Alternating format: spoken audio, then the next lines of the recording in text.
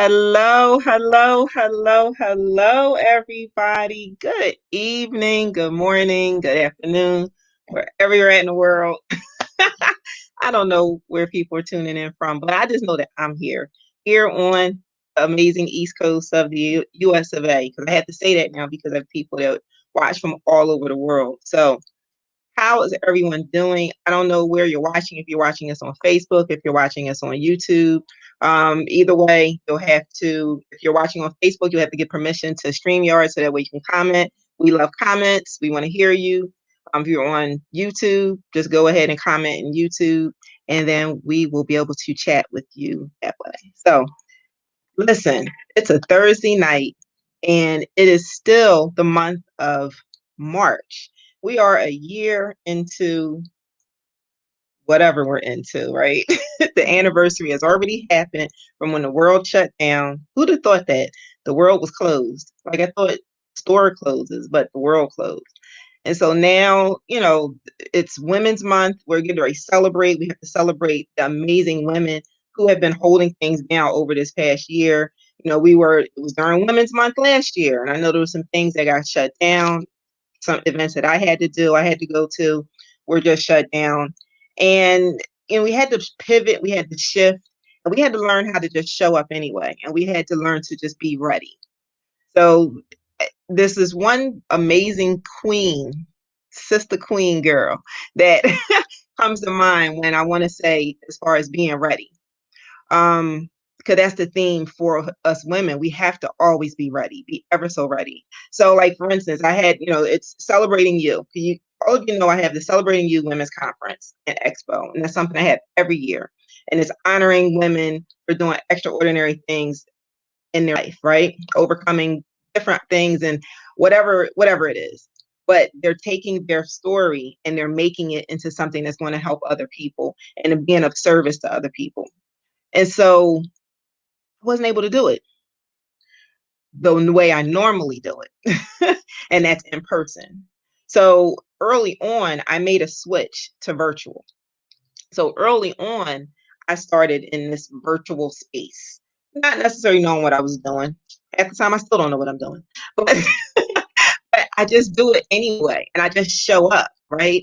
And I just show up with the flaws, with the imperfections, and just make it happen.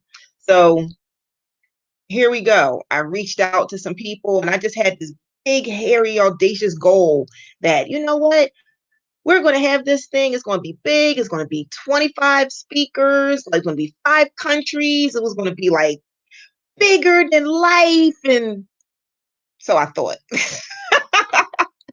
And I remember reaching out to this queen who I happen to go to high school with. That's a whole different story. So I'll let her give the narrative of how we met if she wants to. But what wound up happening, I reached out to her and I noticed something that she wanted to do. We follow each other. We're still dear friends after all these years.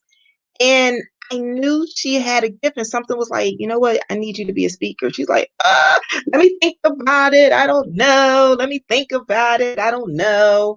I don't know. And I was like, her name is Norinda. I was like, Norinda? Norinda? Had this whole conversation with her. I don't know. And then she finally filled it out. And then things shifted again, and I didn't do it as planned. And that's what happens with life. You have to adjust and you have to adapt. You have to be ready. And so now here we go. We fast forward. My 1-day conference turned into 4 days throughout the whole year, 5 days actually, spread across the whole year. And the finale, I reached back out to Nora. I said, she has to be one of these speakers. And life happened again. Technology happened, and somehow we missed each other. And so when I finally got connected with her, literally, when I tell you literally like within, I don't know, I want to say within 30 minutes, she was ready. I mean, ready. This is the same person who was like, well, I don't know. Well, let me think about it. I'm not sure. You couldn't tell when she came in. I was like, you got 5 minutes. She's like, got it. Well, I told her, so I'm gonna bring her back. And so what's the perfect way of bringing her back? To celebrate her for Women's History Month, because the things that she has done and she has overcome, and just her story is phenomenal, remarkable, and it deserves a platform all to itself. So I want to introduce you to the amazing, beautiful Norinda. I gotta work on my Spanish. Hi. Hi. I'm doing wonderful. How about you this evening or I, this afternoon, I'm wherever you're in the world? so I'm in Tacoma, Washington. It's 5:37. You know how I am. I'm super excited, right? I love hearing you give some of that background because it's so interesting how things come together. And I specifically remember a friend of mine, Drea, saying, man, you really were ready. That was her commentary on what happened. And you're right. It was like within 40 minutes or less, I said, okay, I got it. I'm good. And, like I do a lot of things, I might be nervous. I might be a little unsure or a little afraid, but I try to live in the world of being over prepared. And so I did it. Um, Before I get into a little bit more about myself, I will say that thank you, Carolyn. Thank you for that wonderful conversation that you and I had as I was strolling through the park with my husband and my dog, that he still remembers that conversation when we talked about it at first. And I will share with the folks who are watching a little bit of our history. Carolyn and I had the pleasure of attending high school together. We went to an extraordinary high school, John W. Hallahan Catholic Girls High School in Philadelphia. I want to give a shout out to every Hallahan girl out there. It is the oldest all-girls Catholic high school in the country. And the other little bit of trivia that we love to throw in there is that we are the only entity outside of Disney World and Disneyland that has permission to use Mickey Mouse as their mascot. And that's a big deal to us. It's also pretty timely to mention because Hallahan is actually being slated for closing at the end of this school year. And I don't know exactly how old it is, but it's over 100 and some years old. And so that's something that a number of us are actively working to stop. And if we can't stop it, we want to try and support the young ladies who are going to have to transition out to the best of our ability. In any case, I have been engaged with Carolyn over the years quite a bit. Definitely in a school like that, your classmates from freshman year to senior year. So I know Carolyn well, and it is a pleasure and an honor to be here tonight. So she mentioned a little bit about my story. And some of you've heard my story before, and you've heard little bits of it or just some of the highlights. And tonight I decided that I'm not going to go into that as much. I really wanted to think about the theme of being ready and what that means. And in the work that I've done, whether I've done it as a friend or a colleague or even someone who was paid, I often think about what are the types of advice or suggestions that I make or share with others. Like, what part of my journey is useful in the way of lessons? And so I asked myself, what does it mean to be ready, right? Be ready. What does it mean to be ready in life? So many of us know what it means to be ready in life because we're always reacting, responding, and managing whatever life throws at us. And yes, women specifically. And so at the end of a busy day or even a really hectic week or month, we may be exhausted, but we can get great satisfaction from knowing that we've successfully juggled a number of competing and oftentimes seemingly insurmountable demands, right?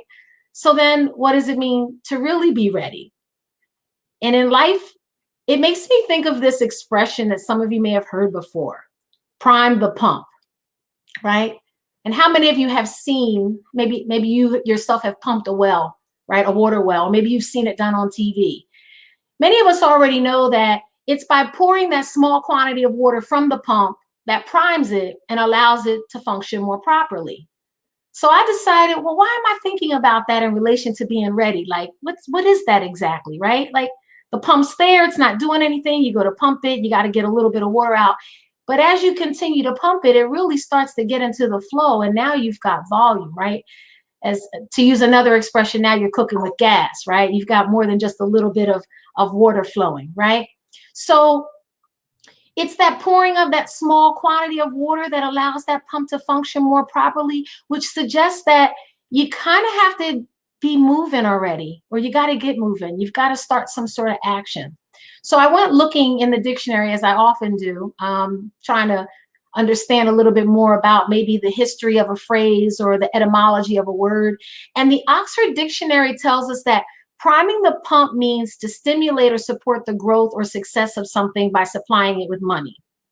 So it's like, okay, well, that makes sense. We definitely need money, right? We need money to get what we need and to do a number of things in life. But I was much more interested in the third and the fourth definitions of the word prime.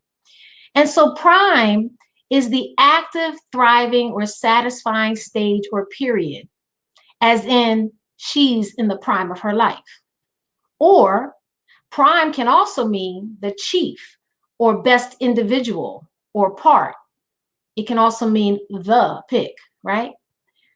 So what would it take for me or you to be thriving and satisfied in the most active time of our lives? What would we need to do to be the best individual that we can be, or to be the pick? To me, that starts to sound a whole lot like, what do I have to do to be ready, right? How do I make sure that I'm primed for that? Well, some of you may already be thinking about advice that we hear all the time, right? I can hear my husband now telling me, well, it starts with, you need to drink more water, get more exercise, get out into the sunshine, but you also need your rest. You've got to eat more fruits and vegetables, get organized. You should pray, meditate, relax, go to therapy, get a hobby, and the list goes on. And while all of these are important, if not absolutely critical, if we're going to achieve any type of health and well-being, I think being ready really starts with the mindset, or I should say having the right mindset and having a growth mindset. We've heard this too. For me, being committed to learning and embodying the traits and behaviors like adaptability and flexibility, being inquisitive and collaborative, but most of all, being courageous, those have been critical to the growth and to my ability to be ready, ever ready. And these lessons have played out most heavily in my career, more than in my personal life. Because as I already said, many of us know we're just going to do it because it has to be done. And somehow we find that strength, we find that momentum, and we do it. But in our careers, sometimes it's very, very different. I've had many different jobs over the years, and I've served in a variety of roles. And I've often had the very disruptive experience of being transitioned out of roles before I was ready. So yes, I've been terminated for more reasons that I can count. And sometimes I didn't know the reasons, but it's happened many times over the years. And each time I've tried to learn from those experiences so I can understand how to change them into learning and growing opportunities. In that journey, it has included leaving some perfectly good jobs in the search of something better. And that's always been centered on, so my idea of better is not centered on money, although maybe I need to start thinking about that. But it's really been centered on what's the right next place for my current skill set, for my desire to serve and my need to continue learning, right? How can I fulfill my mission? How can I live my purpose? And I'm often thinking about that and making sure that there's some alignment. Well, a few years ago, the behavior of a really bad boss caused me to reassess my readiness for a new challenge. And this was at a point in my career where I felt like I was thriving, still seeking professional development opportunities, which is a constant with me, still trying to be out there and in the community and helping and supporting. But I started thinking about, was I ready for more? So I looked in my community to see what other opportunities there might be, because I was very happy in that community. And I didn't find anything that fit. So I looked outside of my community. I looked into the region, the neighboring counties, and still I didn't find anything that fit. Well, I expanded that search to the state. And when again I found that I didn't see anything that was really meant for me, I incrementally expanded my search until I found myself focused on the other side of the country. Well, while everything was telling me that it was the absolute right time to make that leap, and I was sure that the Pacific Northwest was that place, I also had to face the reality that being ready for that move meant being ready to say goodbye to my friends and family, and namely my adult children. And I'll be honest with you, when they were younger, just like a lot of other families, I love my kids, but man, you get to a point where you just are looking forward to the day that they are ready to go off and out onto their own. But the beautiful thing that happened when I lived in Gainesville, Florida for about 5 years was that I got to know my children as young adults. And it was an extraordinary experience, one that I will always treasure. And I knew that I wasn't ready. I wasn't ready. I wasn't ready to say goodbye. But I had to get ready. Career-wise, I needed to make a change. And as I explained, my search took me away from what I felt was home. It took me away from my comfort zone. And so my life was calling for me to make a different choice. So I prayed about it.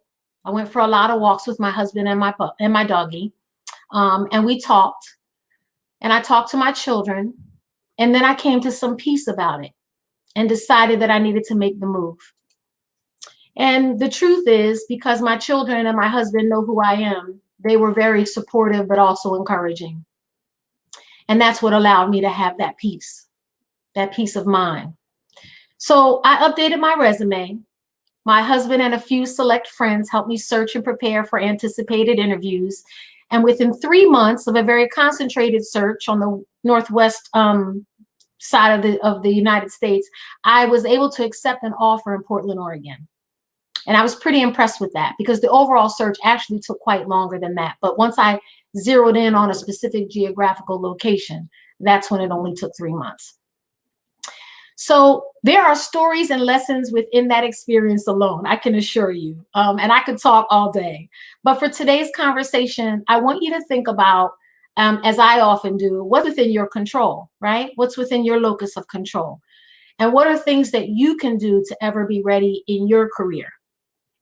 And these are several suggestions that I have for what you might do to get ready, or as I like to say, be ready. And I think they're pretty simple. I'm sure you've heard many of these before, but maybe this perspective and maybe grouped in this way, they might appear or feel a little bit different. I'll start with another one that comes from my husband. He's my partner in all things. And he's always said to me and the children, do good and be good. And I am a Buddhist and have been practicing Buddhism for a long time, probably since 1998. And so I know that universal law is real. You reap what you sow. So it is best to be intentional about your thoughts and your deeds. That's my first one. Secondly, be committed to learning. Not because someone told you to. I know I have some former students on here watching on Facebook. I'm not telling you have to read. What I'm telling you is, whether it's formal or informal, be committed to learning, asking questions, especially questioning authority, not in a rude way, not in an impolite or an antagonistic way, but in a way that helps you to understand deeply what's going on, right? So don't do it because someone told you to, but because the world's an interesting place and we don't know everything, right? So keep learning. I also believe in striving for excellence. You know, I remember one time I was a teacher at Sarasota School for Arts and Sciences in Sarasota and middle school. And I remembered that I was sitting in the cafeteria and I was waiting for the children to come in. I was watching them in the morning. I was part of the morning care crew. And a colleague of mine who would stop in for a few minutes to chat, he saw me reading some material, some, teacher professional development stuff. I was always reading stuff. And here was my colleague and coworker saying, why are you always reading? He's like, what are you doing? He's like, you already got the job.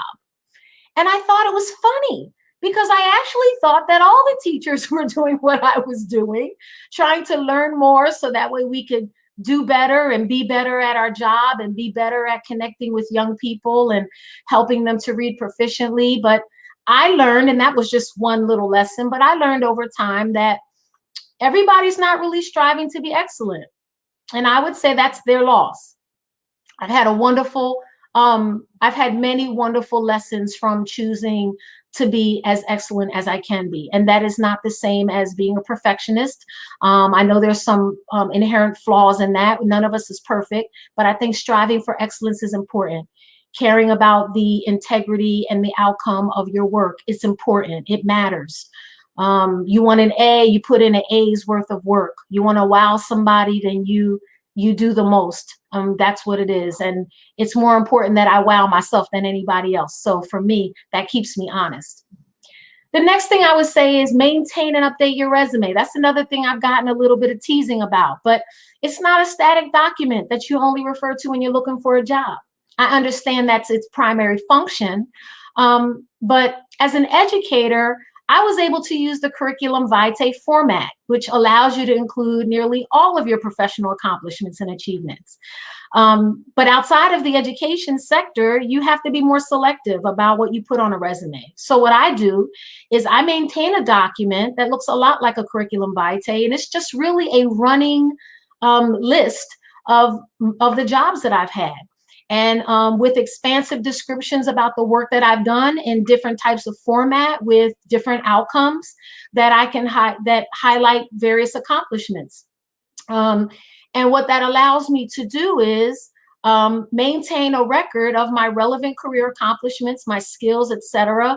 And it helps me to also keep track of my career. I can reference it as necessary to write a bio for participation in a presentation like tonight, or apply for graduate school or other jobs to create cover letters for applications, or even apply for educational opportunities.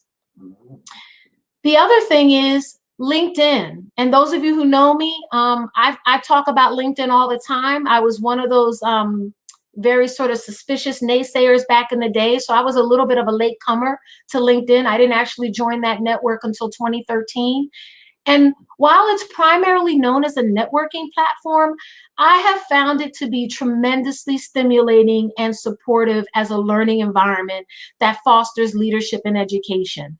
If you don't have supportive people in your inner circle, you can develop that circle on LinkedIn. I promise you. And I have cultivated a wonderful network of folks that I still don't tap into them like other people do. I'm not as strategic about, well, I'm working on such and such a project and I need someone from the healthcare industry, but I'm getting better about that. Again, being that lifelong learner, I've mostly embraced that opportunity as a way to learn and to engage other leaders and to challenge myself to be more progressive in my thinking and also in my in how I do the work and how I engage the community in work, because the work that I do has me out in the community as well. All about relationship building. The other pieces, of course, we're talking about social media, Facebook, right? Some of you are on Facebook right now.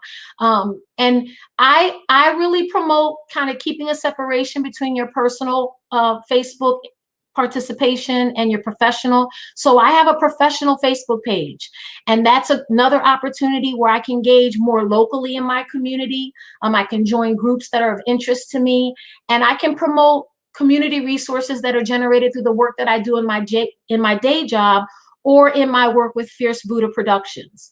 And so I enjoy that opportunity and that aspect of social media, because I can show a little bit about who I am as an individual. I can show pictures of me, my husband, my kids, my dog, and that's okay. But really, I try to keep it focused on encouragement, education, leadership, sharing. And again, it's a way to be in community, especially now more than ever when we can't be with each other in person.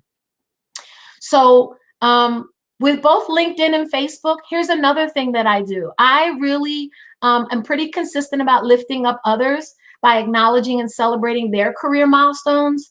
And I endorse them on skills that I know they have so that they can demonstrate their competence to their network.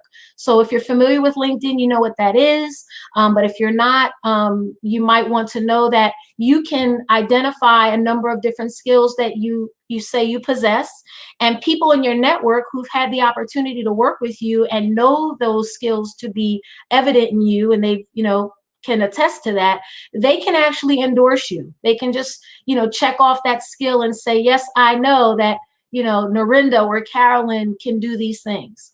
The other thing that you can do is you can, and I'm trying to think, it's an endorsement, but there's also an opportunity for you to write, and I forget what it's called. Maybe somebody on here already knows what it is, but you can invite others, or you can ask others to write about you, or you can write recommendations. That's what they're called. They're called recommendations.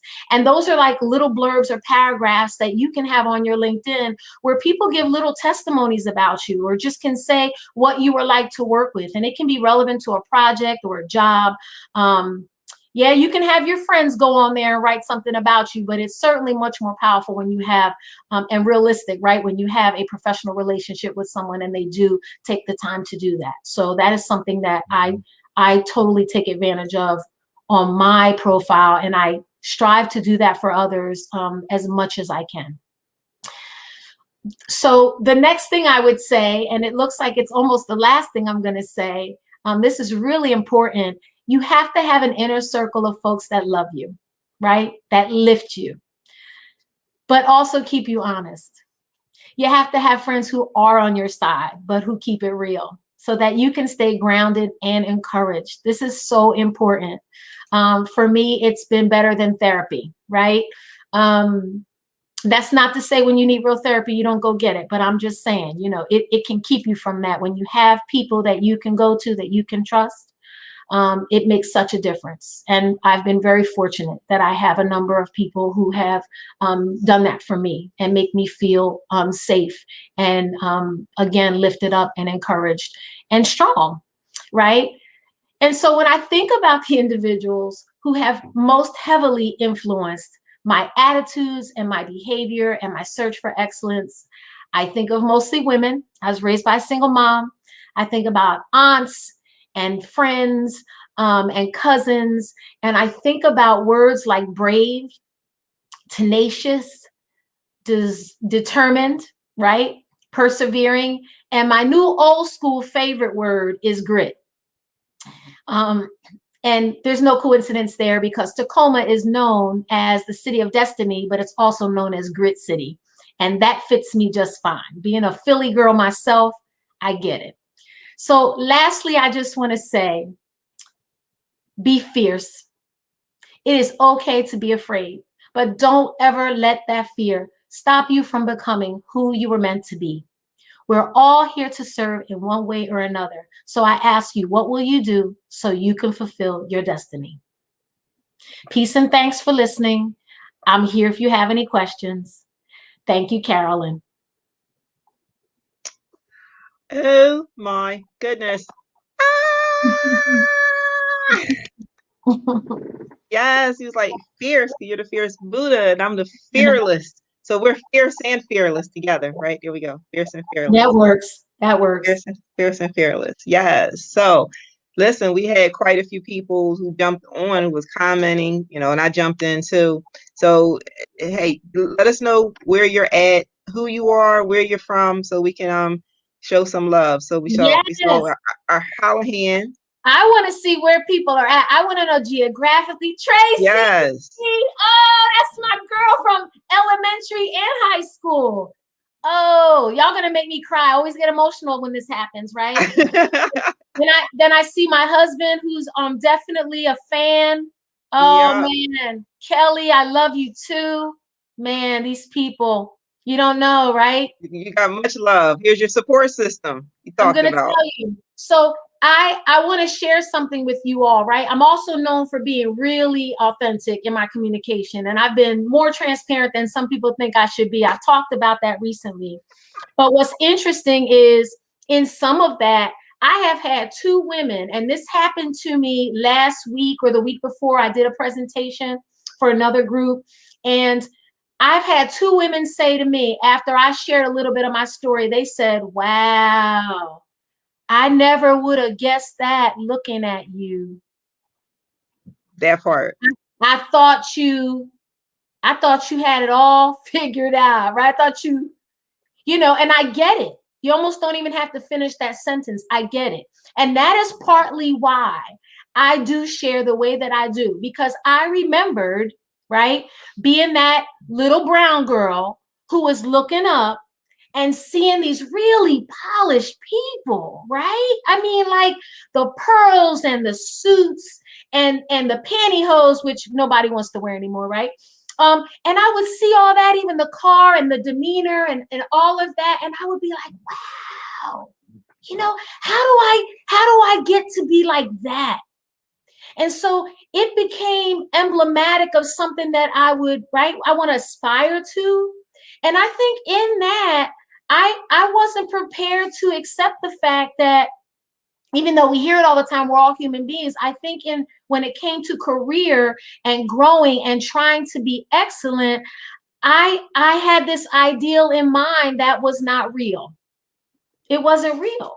And I was raised to be, appropriate, professional. I mean, many of us, right? This resonates with us, right? Especially in the days of now, we can talk about what it means to be anti-racist, and we can talk about the implications of racial inequities. And so we grew up in that.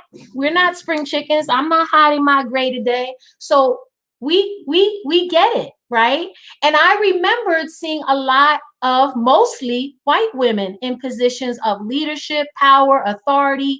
And then I saw women of color. Of course, we were emulating that, right? You want to fit in, you want to be accepted, you want to be able to play the game.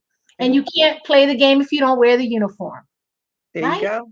There you So go. I get that. And for us in my family, language was emphasized, right? Communication, diction, being eloquent, very important, right? And then I majored in English, I majored in communications. I understood this. It helped me get through school. It was, my saving grace. And then I taught middle school.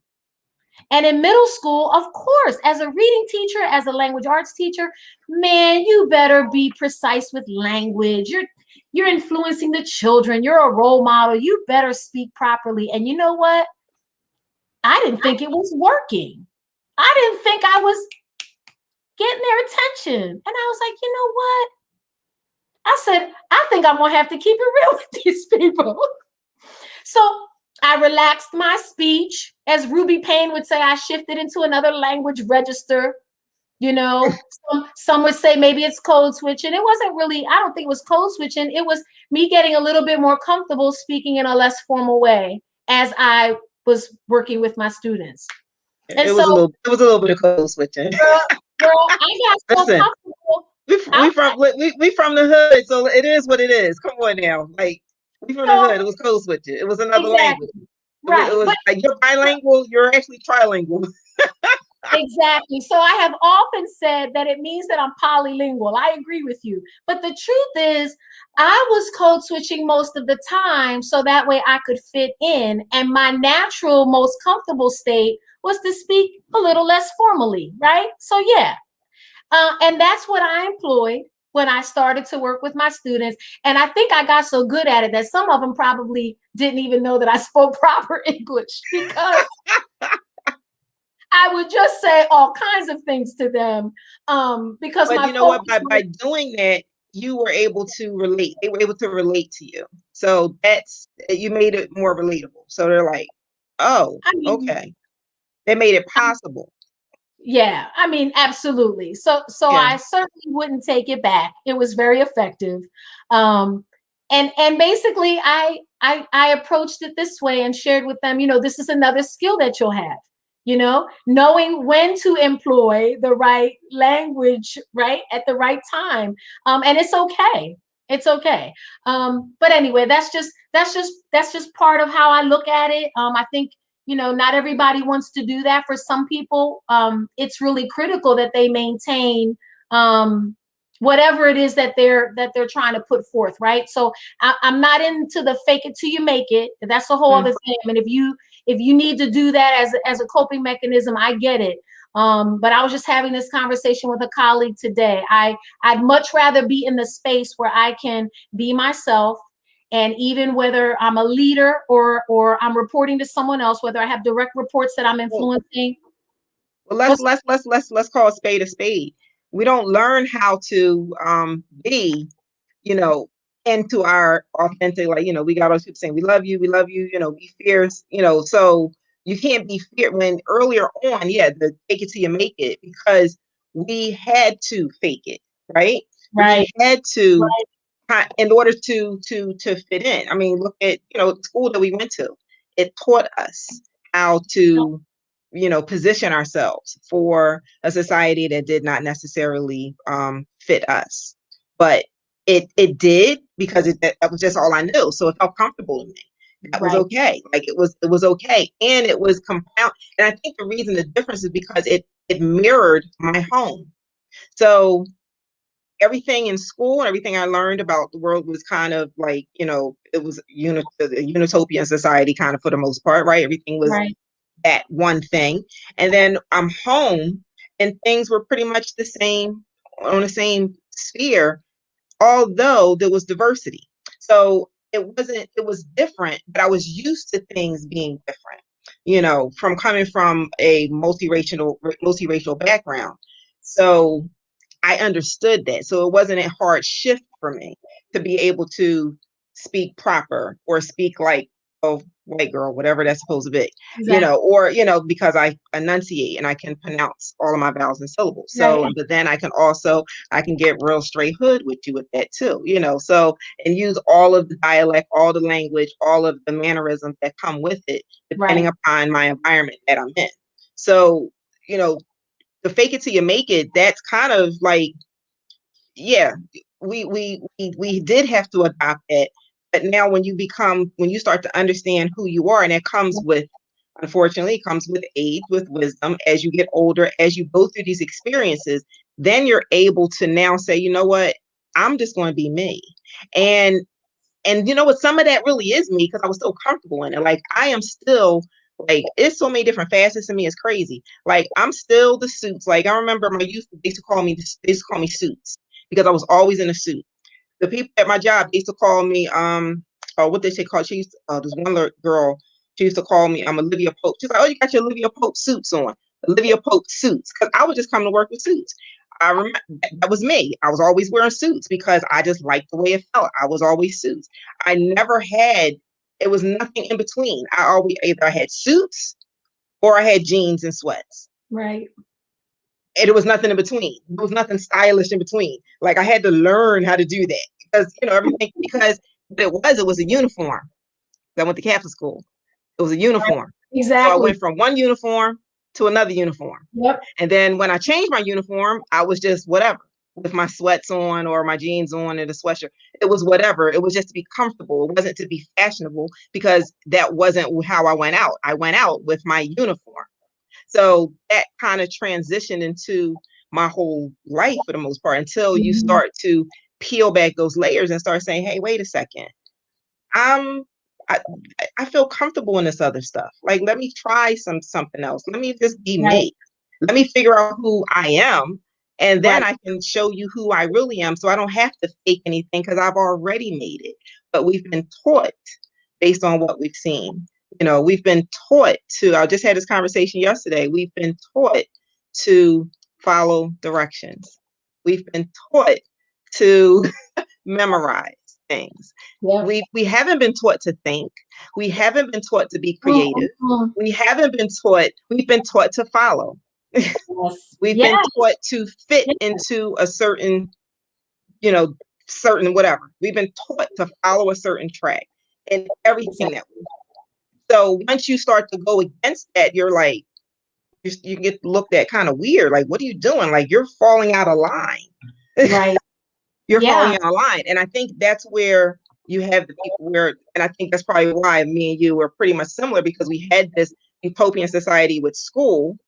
Right. But then yet we had this difference at home, where it still had the elements of that sameness. So we could blend in and come out. Where for, you know, some of our peers, it was a complete contrast, and it was like oil and water, and it never Right. meshed. Right. And it never meshed. And you can see people as adults still that way. It never meshed. Right. Because I they would haven't agree figured because, out that blend. right. Yeah, I would agree because my home life was super diverse. I mean, like I I actually thought I grew up in a really diverse neighborhood. My family's really, I hate to use the word mix, but just people come from different backgrounds. They're all different shades. And it's real. And I thought I had that for the first 9 years of my life and thought that it was like that everywhere. I just, Yes, me too. I Yes, didn't me too. until I ended up in the middle of Pennsylvania going to school in Hershey, and they were asking me what was I, because I was speaking English and I had a little bit of melanin, and I was just like, what do you mean? And then my mom taught us to say that we were American. We weren't supposed to say we're Puerto Rican. We're supposed to say we're American, but we are of Puerto Rican descent. Then they really went sideways. They were like, what? Like, so I got it then, and I started to understand and see people self-segregate. There weren't that many Latinos there, so some of that was really eye-opening for me. And then, high school was another interesting experience, right? You had like the white girls and the black girls and the Latino girls all coming together from different neighborhoods across the city, and it was like, uh-oh. So it's wonderful now, especially because we're older, we're wiser, social Right. media has kept us connected. But someone should do a case study on just maybe our experience from last year alone. I think it's Oh, really interesting. And I'm sure very, very interesting. lots of people's lives were, everyone's life was impacted last year in some way or another. But I've always been curious about race, racism, race relations. What does that mean for me as a woman of color in what it is I'm trying to do, right? What does that mean for me as a mother of Black children and thinking about what I want them to be able to do? So there's so much in all of this. There are reasons why some of us become hyper vigilant, right? There's reasons why some of us over prepare in life. So I understand that when I share some of those tips, some people are like, why are you doing all that, right? Like my coworker, like, you already got the job, what's up? So those of us who have had trauma in our lives tend to be hyper vigilant, right? We want to over prepare so no one can say no, so no one can question us, so we can, not waste time. There's lots of reasons for that. But I would say whether or not you already possess that inclination or not, you might want to consider what it can do for your life, to start thinking about, what were you really meant to be doing? What do you really care about? What do you want to do? And Right. and we're in our early 50s, all of us that are in the same class. And I'm going to share something.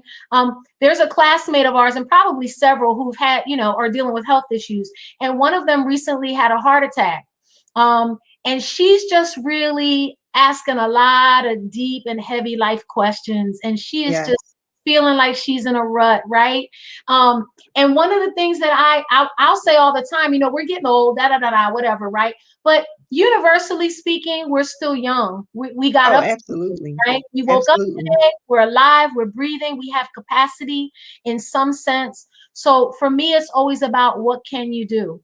What can you do? And if sometimes all you can do is on that given day is take care of yourself. Maybe eat a few times.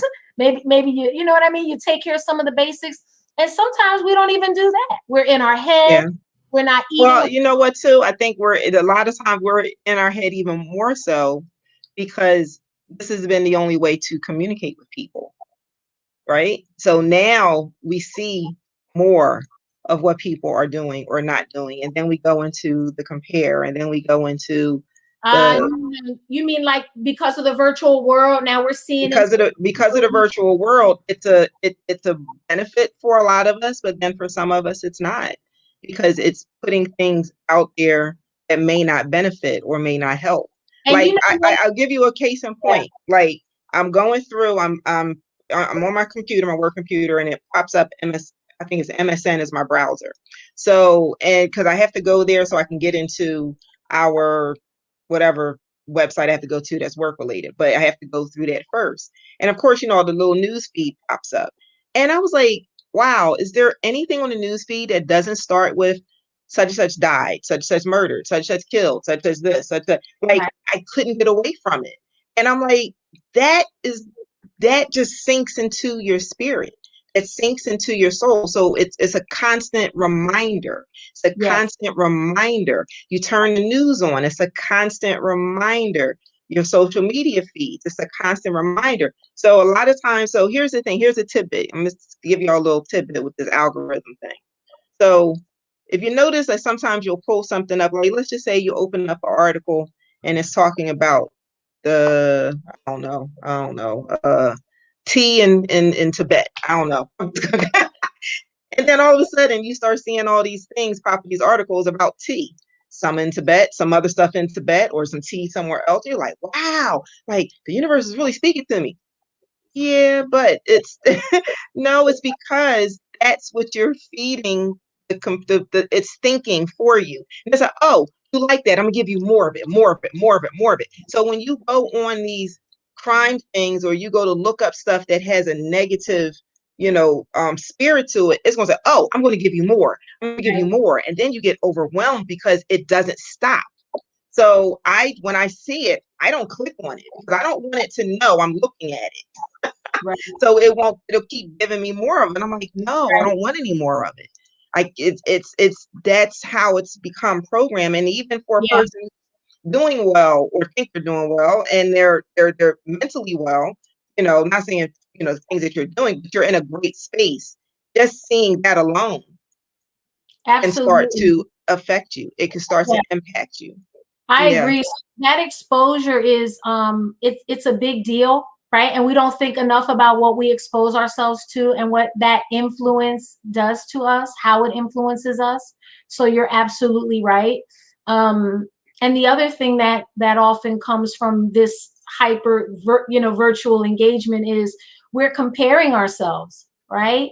Look at her hair. I wish my hair was longer. Look at her hair. I wish my hair wasn't gray. Look at her outfit. Like, I wish I was thinner, right? I mean, Right. we do this, and Yeah. women especially. And no surprise, we do it to ourselves. We do it to each other. I mean, not everybody, but even a little bit. I mean, it's natural. You're looking at something and you're kind of like checking it out, and then suddenly you're naturally comparing.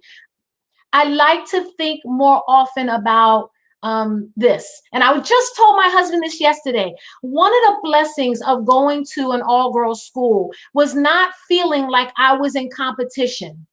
I didn't feel like I had to compete with boys for attention from the teacher. And I honestly didn't feel like I was in competition with my female classmates. I I bought in enough to the idea that we were same. We were right. We're all female, and so we're on an even playing field. That's how Mm-hmm. I saw it. I looked at it like I was always in competition with myself. If I got an 80, I wanted to get a 90. I wasn't salty because Carolyn got a 98. I just wanted to do better. And so, Mm-hmm. but that's a practice because it's Right. easy to be like, "Ooh, I want that," right? So envy, and sort of wanting things, what's the word, coveting things that you don't have, right? So that's a slippery slope, and I'm not going to preach, but I am going to say it's important to recognize that we can fall prey to that, Mm-hmm. um, but that I try to come back to how can I be better than before, right? I don't want to keep apologizing for doing the same thing. I don't want to keep doing the same thing, and I want to do good and be good, which means that I got to get better. You, Got to you, get better. you So can't with fix that. So then with all of that, how do people, what would be the, after you already gave them about how to be ready, but just showing up? Because part of that is to be ready, you have to sometimes just show up and show up how you are, as you are, even despite seeing all the negativity. Sometimes you just have to, you Yeah. have to find that grit, right? You have to Yeah. find that resilience inside, Right. regardless of all the other stuff that's going on. We all have a story to tell, every single last one of us. Some stories have to do with trauma, some have to do with health, some have to do with finances, some have to do with relationship. Like we all have a family, neighborhoods, animals, like you planet, whatever. There's a story, right? That impacts the heart, that impacts your soul, that really gets you fired up in a way that it can also deplete you. Right. Right? So what is it that you can do to tell people that, like you mentioned the one person who's kind of going through some things and needs the more motivation, and if for anyone else who they want to apply some of the things that you talked about just by being ready. Like, I really encourage you, ladies and gentlemen who's watching, to go back and watch the finale, which was amazing, by the way, for, just kind of put it on while you're working. And, I listen to it periodically. I'll see if I can find the link directly for where Norinda was at. But it's about 4 hours. I'm just giving you a heads up. So I watching didn't, the stages, phases. don't let these people think that I talk for 4 hours because they know. No. I'm letting them know ahead of time. Okay. The whole conference was 4 hours, but Norinda had about a good 5-10 minutes chunk in there, and she came in and she delivered because she was ready. I mean, and that's what I mean. We have this self-talk because of whatever else is going on, whatever else is keeping us down. This is what I'm trying to tie this all in. Whatever else is going on in our life, or that we see that can kind of come into our spirit, into our psyche. Because remember, you talked about, what you think about is what you bring about, right? Yep. So Yeah. if you continuously think about all this negativity, or you think about what you can't do, or you think about, oh no, or any of those things as we're comparing or whatever it may be, Mm-hmm. how is it that you can show up to be ready for your greatness? Right. Because that's what it's all about. Regardless of what Norinda's doing, regardless of what Carolyn's doing, regardless of what Rob's doing, Monique's doing, Tracy's doing, outside of ourselves, it's really about what we're doing and how we can show up as our own authentic self, no longer faking it till we make it. Because what are we making it for? Right? Because we're making it for the assembly line that we've been trained for. So what would be, I know I just gave you a mouthful. So before we end, I want you to give our people who are watching, our beautiful, beautiful people, our fierce and fearless people, right? How they can just what they can do, just show up. So I would say, and you started it, you were talking about what's deep within us, right? What do we care about? What matters to us? I would say, you are never too old. It is never too late. You're never too young. If there's something that is burning within you, whatever keeps you up at night, whatever makes you cry, whatever you want to be able to do something about, stop telling yourself that is not for you. Like, I don't know how much louder the voice needs to get, right? Like, there's something that's telling you that's calling you, and you need to give it attention. If in fact you want to fulfill your destiny, so to speak, if you want to be all that you can be, you need to listen to that. And the other thing I think is being authentic, right? You have to be comfortable with being yourself. And I say that, but sometimes it isn't comfortable, and yet you still do it, right? A lot of us do things even though we're uncomfortable. So, you don't necessarily have to be comfortable, but you have to make a conscious decision that it's okay to be vulnerable. It's okay that I don't know everything. I don't have it figured out. I've never made a film before.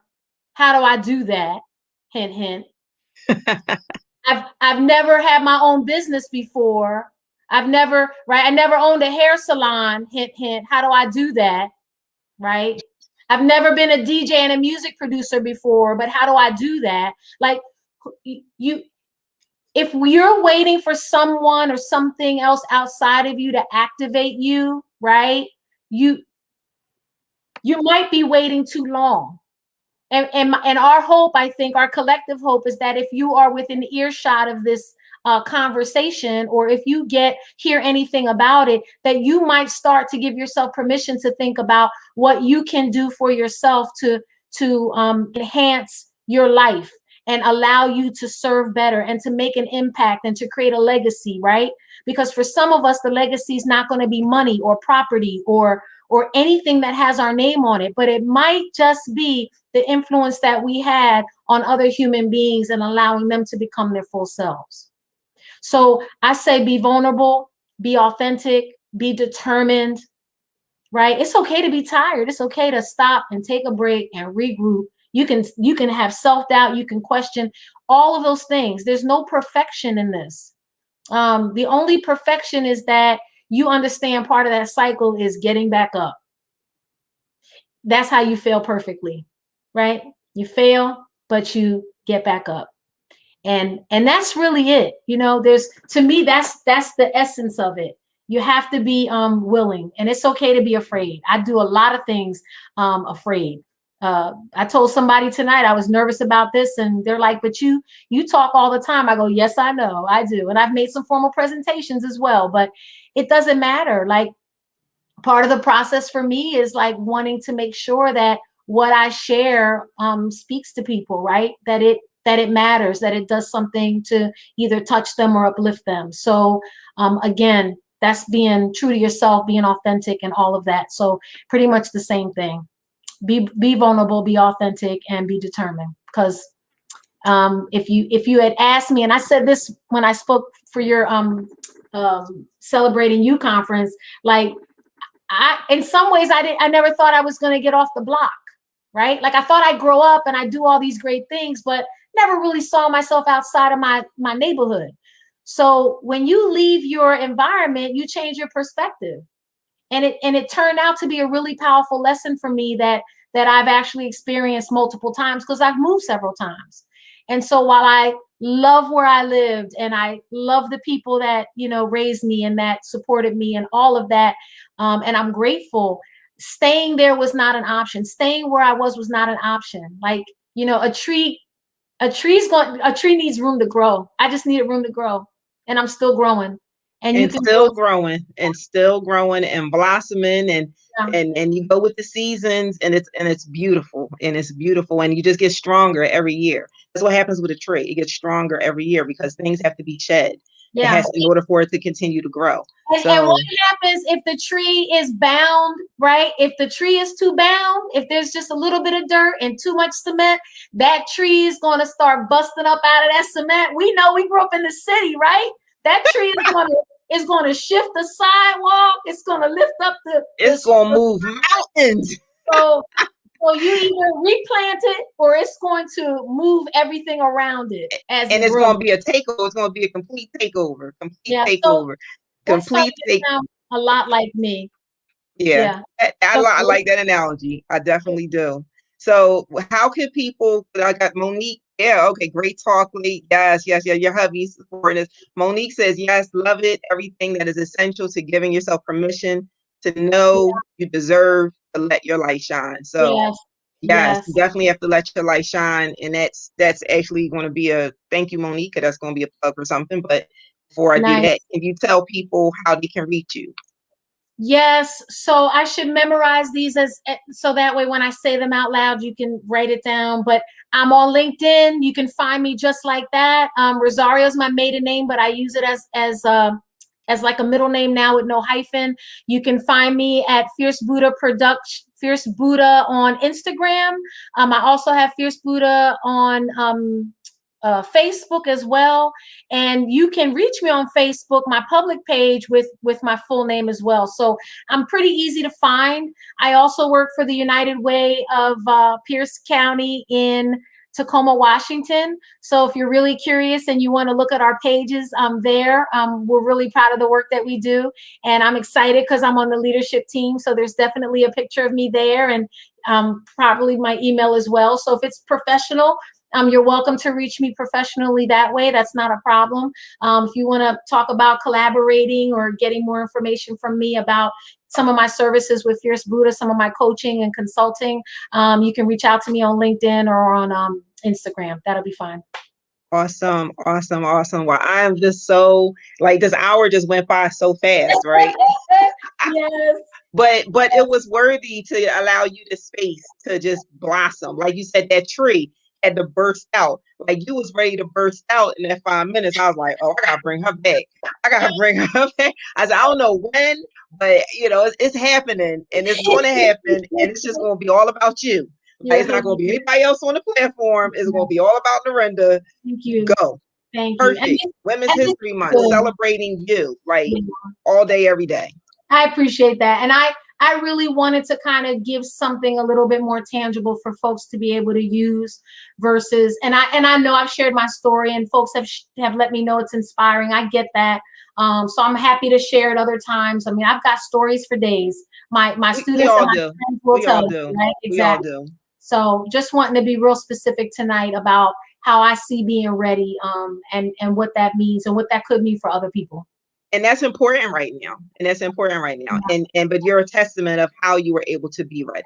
So I Yeah. had to give them a little bit of a background so they understood, like, Oh, well, yeah. she want to talk about being ready. Like, listen, if you knew what I knew, woo, like you said. Well, thank you for that, because then I didn't have to regurgitate that in my speech at You all. did, and you did, and so it all worked out. How about that, right? It all worked out. So once again, shout out. We got Monique said, "Me too." Yes, ma'am. I found that some of the things people left behind were some of the Yes. roadblocks in my way. Yeah. So We beat ourselves up about that. We get criticized for that, but sometimes if they're not with you, you got to keep moving, and it's not, it is what it is.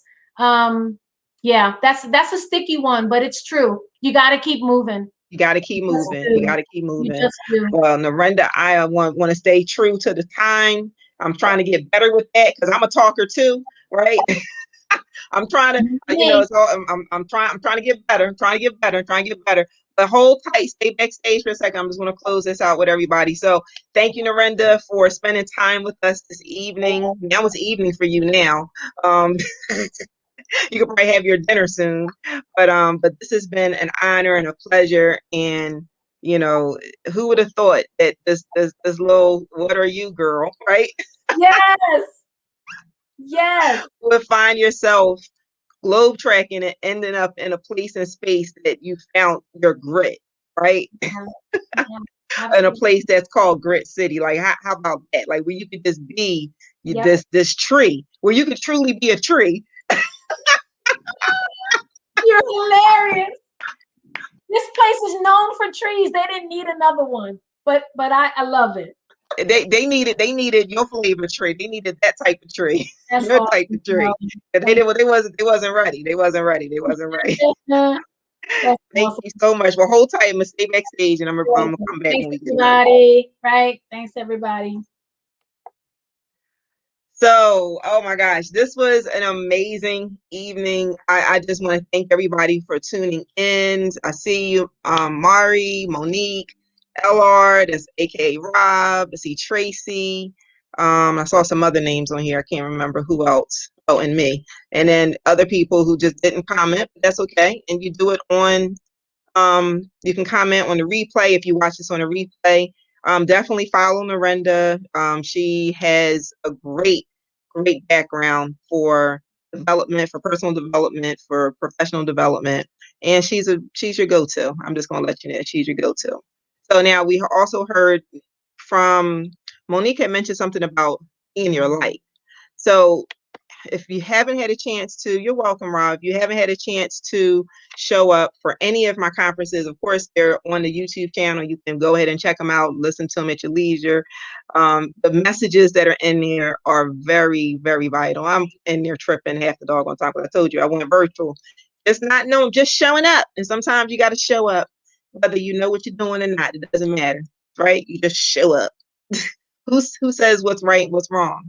Right now, this is a wonderful time because we get to create and make up our own blueprint, and we get to erase it, and we get to change it, and we get to change the direction, and we get to make it and build it exactly the way we see fit for us, not to anybody else's standards. So this is the beauty of the time frame that we're in right now. So just show up and be fearless. So with that, there's three things I want to, few things. So coming up, and if you follow me on my Instagram is Be Magnified. Follow me and Magnify Your Essence here on YouTube and on Facebook, on social media platforms. Plus, if you're on my page, I see a lot of you follow me on my page. My personal page has now become my public page. So it just happened that way. So, but if you follow, there's some things that are coming up. So in April, we have the Beacons Light Women's Retreat, which is on the 23rd to the 24th. So mark your calendar down. with some amazing women who are going to speak, and we're going to talk about this whole resilience and restoring and rebuilding just ourselves, really to allow our light to shine. Like this is the time more than ever to let your light to shine. Like we're coming kind of out of it, but it seems like we're like in another wave. So we have to figure out a way to just really be authentically you and let your light shine in this time and space that we're in. This at such a time as this. Then in May, there's the Rock Queens Conference, so Wear Your Crown. That's on May 6th. I'm part of that. Then there's the You Are Enough virtual 3-day summit. That's the 25th through the 27th of June. Coming up. Also, like I said, all of those things are on my page. But if you want a little bit more intense stuff, we're working one-on-one. You want to learn how to be fearless. There's a Be Fearless masterclass, a 3-day masterclass on my NYE Institute. You see it here under next to my name, bit.ly/MYE Institute. If you're looking to lose weight, if you're looking to, change, your mindset, you're looking for nutrition. Like there's a whole plethora of courses and classes. I have my instructors that are on there that are really, really, really giving their gift and sharing it with the world. The latest course that's available coming up actually is going to launch with my newest instructor, Lamar, on the art of love. And it's really about self-love. You think it's about, how love and relationships, but it's really about self-love, because you can't love anyone else or anything else until you love yourself. So I really highly recommend, you check the school out, see what there fits you, see if it does, see if it doesn't. But I welcome you to join us at that time or anytime. So I'm going to call it a night. I tried to stay within my hour time frame, so I'm not too bad, not too bad.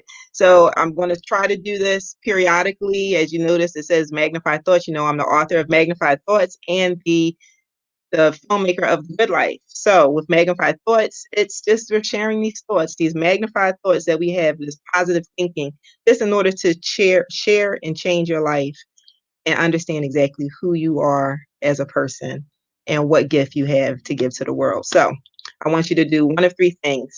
And I tell everybody this every time before I leave. I want you to be, first of all, fierce and fearless. So it just worked out that she's fierce, I'm fearless. But be fierce and fearless in everything that you do.